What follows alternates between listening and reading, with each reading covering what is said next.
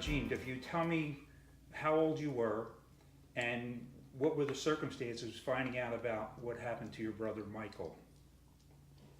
Well, I was 12 years old, and we received a telegram saying that he was missing.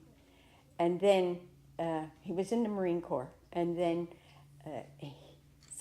about 6 months later, we received a telegram saying that he was killed.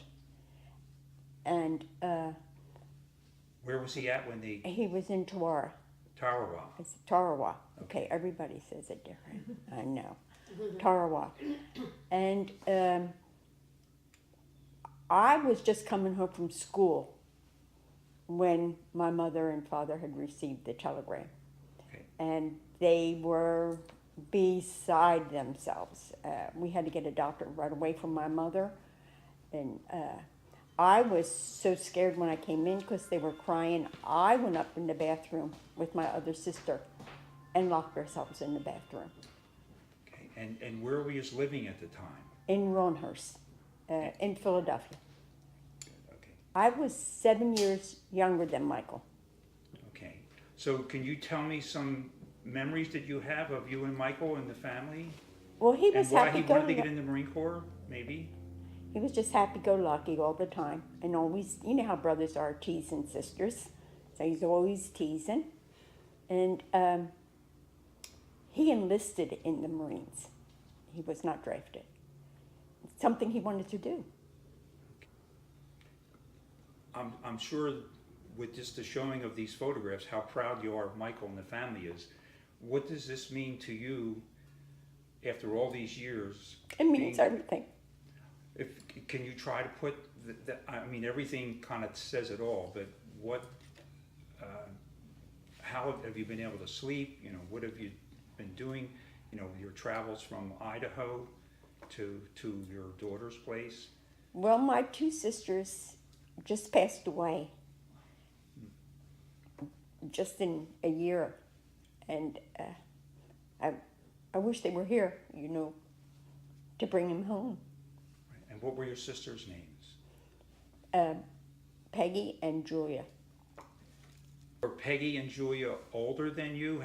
What? Julia was the youngest in the family, Okay. and Peggy was older than, just a couple of years older than me. Do you remember when Michael first went into the Marine Corps? Oh yeah, he left for the Marines February the 17th. Of what year? 1943. Okay. And he was killed in 1943, in November of 1943. And it was he left, it was a Wednesday morning, and it was cold and dark, and he just didn't want nobody to go with him. He just left the house.